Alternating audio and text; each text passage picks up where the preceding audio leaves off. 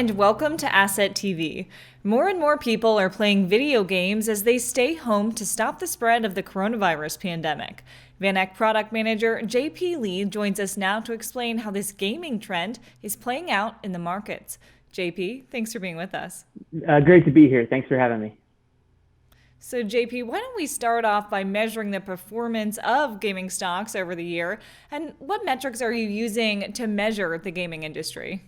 Sure. Well, one of the measures that everybody looks at is how the stocks are doing, the video game publishers and other companies that are related to the space.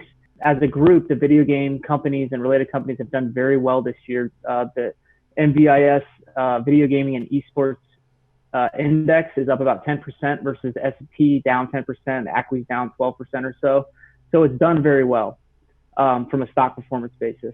But additionally, when you look at the different metrics that are used to gauge video game engagement, everything is breaking records right now. So there are different platforms, like Steam is a platform that people log on to play PC games. Steam has posted multiple concurrent record-breaking statistics showing, 22 million people were playing at the same time. Another metric that's been tossed around a lot is esports live TV broadcast. In March, NASCAR has switched to esports. So the NASCAR drivers they're at home and they're in these simulation cockpits and they're racing each other, and it's being broadcast on Fox, on Fox. And that, over 1 million people tuned into a broadcast in March, and it was the largest video esports TV broadcast on record. So we're seeing a spike right now because everybody is stuck at home. But one thing I want to really emphasize is that this is a trend, is a long-term trend, and that the spike is more of an acceleration of a trend versus a short-term spike that came out of nowhere. So this isn't just related to the coronavirus pandemic. This had been going on before. Yes. So there are some long-term trends that are in place. We've identified consumer demand for online interactive entertainment. So you think about social media, people hanging out together online. You think about cord cutting. Netflix, Disney, Hulu, and then people are bucketing their video game spend into that same category. So I'm going to spend $10 on Netflix, $12 on Hulu, and $10 on my League of Legends pass. And additionally, the publishers themselves are really doing a great job. They're embracing new business models and new revenue streams. Esports is a new revenue stream for them as well. Yeah, they want to capitalize on this as much as they can. Building off of that, you mentioned that these gaming companies are developing innovative new business models to enhance the revenues. Can you walk us through these? Sure, I'll just highlight two. So the first is game as a service. So the old video game model is game as a product. You want to play Mario Kart, you drive down to Toys R Us, you buy Mario Kart for $50, and it's a one-time transaction. Nintendo or whoever publisher is going to make one transaction from one consumer. The new model is game as a service, and it kind of mimics subscription as a service model. Essentially, you're getting to play these games for free. Fortnite is a free game. It's a really popular game. So you get in the game for free, you get engaged, and then how the company makes money is there's smaller in-game transactions. And it really serves two purposes. Number one, it increases the amount of money that a publisher can make off a single consumer, because instead of one $50 transaction, you could potentially spend $500 to $1,000 on a game over a couple of years. And that's the second point, is that it extends the life cycle of the game. Everybody always says, well, Fortnite's going to go away. That's not necessarily true. A lot of these big games have been around for 20 years. Counter-Strike Go is a very popular esports game with a lot of people playing. It's a 20-year-old game. Call of Duty is a game that's been around for about 15 years. It's different versions and iterations of the game, but it's the same IP. So the companies are doing everything they can to maximize the revenue of the single game and then to extend the life cycle of the game. So that's the game as service. The second thing is the esports themselves. So the publishers are launching and running their own leagues. The Call of Duty League is run by Activision. Overwatch League is run by Activision. The Fortnite World Cup is run by Epic, the creator of Fortnite. So because the publishers own the leagues now, they're trying to basically take all of the revenues from the esports pie.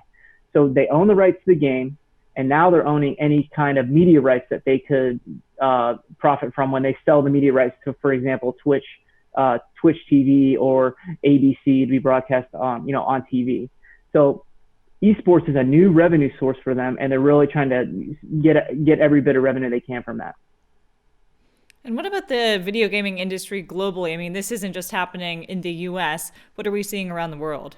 Sure. So that's what's really cool about this space is that it's global, but it's also localized. So a company or a game that can be really popular and exciting in, say, China or Vietnam or Malaysia is not going to be popular in the United States, and vice versa. So what's interesting, there's a group of companies in the emerging market space, Tencent, C Limited, Bilibili, and they're really tapping into domestic consumer demand to drive revenues and profits. And that's a kind of a shift away from the old traditional emerging markets companies, which were essentially extracting natural resources and exporting it to the developed world, whether that's manufacturing or catfish or steel or any of those other you know, commodity based companies. These companies are actually digging into their own domestic consumers to profit. And how do esports factor into the gaming industry, and what's the overall outlook on esports going forward? I know you mentioned that interesting example with NASCAR. Yeah, so esports, in my opinion, in our opinion, is very early innings right now. The companies are still trying to figure out how to maximize their revenues. They're still trying to figure out what games are going to be very popular. I think NASCAR is a cool example of that because to be able to watch a NASCAR race, it's very easy. There's cars going around in a circle, and you know who's going to win because it's very clear. Some of the other games are a little bit more difficult to get a handle on. League of Legends is a very, very popular game. Unless you know what's going on in the game, if you were to watch just a video of a League of Legends match, you would have a hard time understanding what's going on. So I think we're still trying to figure out the best way to reach the most people and figure out the best business model. But ultimately, it goes back to our thesis. At the end of the day, because Activision owns, or any of the publishers owns the rights to their game, they're going to benefit the most. And one great example is, over the summer, a 16-year-old from Pennsylvania, he won the Fortnite World Cup here in New York City. It was a big tournament. He won $3 million, right? So think about what that means. It's front page news. It's on the front page of the Journal. It's on the front page of the New York Times. And, there's all these people around the world, and they see this, and they're saying, wait a minute, this kid won $3 million. I want to get involved. I want to be a part of that. So it creates kind of a halo effect where the esports league is generating good news. And then because of this new business model, hey, I want to try Fortnite. I want to see how to play it. It's free to play. And then you get into it, you get engaged, and then you're hanging out online. And that's what's really cool about this. In my opinion, it's kind of like a new form of social networking. People are logging onto these games, hanging out, and just goofing around online. It's not necessarily just, game. I got to win the match. It's more like, hey, we're hanging out. How was your day? We're goofing around, on the game. More of a social network, which is interesting because you can't really have a social network at, say, a football game or a basketball game right now with all the major league sports being canceled. And it's more than just social networking. I mean, this is like kind of a forward-looking, sci-fi kind of take. But there's been a couple of concerts that Fortnite has held in their universe. So the first one was the Marshmello concert. It was millions of people were logged in to watch DJ Marshmello spin a set.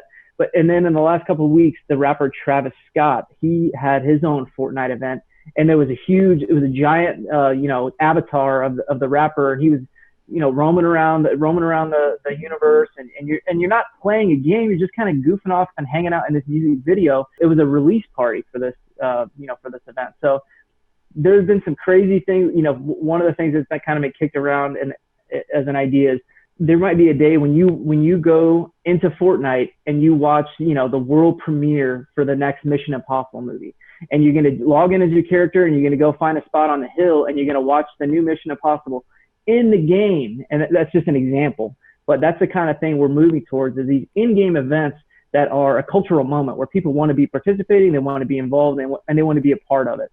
So I think it is social media, but it's even bigger than that. Gives people this space to gather. And I think it's interesting too that these stocks are outperforming and other parts of the market. The broader market has not been doing very well this year, of course. I wonder, any final takeaways for advisors, JP? Sure. I'd say that, this is a forward-looking, innovative industry, and it's driving consumer behavior, and it's also leveraging existing trends to boost revenues and diversify their business lines. So, at VanEck, we offer the VanEck Vectors Video Gaming and Esports ETF, ticker ESPO, and it provides targeted pure play exposure to the biggest names in the space who are actually participating. Well, JP, really interesting. Great to have you. I really appreciate your time. Thanks a lot. Have a great day. And thank you for watching. That was JP Lee, product manager at VanEck, and I'm Jenna Dagenhart with Asset TV. For more insights from VanEck experts, please visit vaneck.com/subscribe.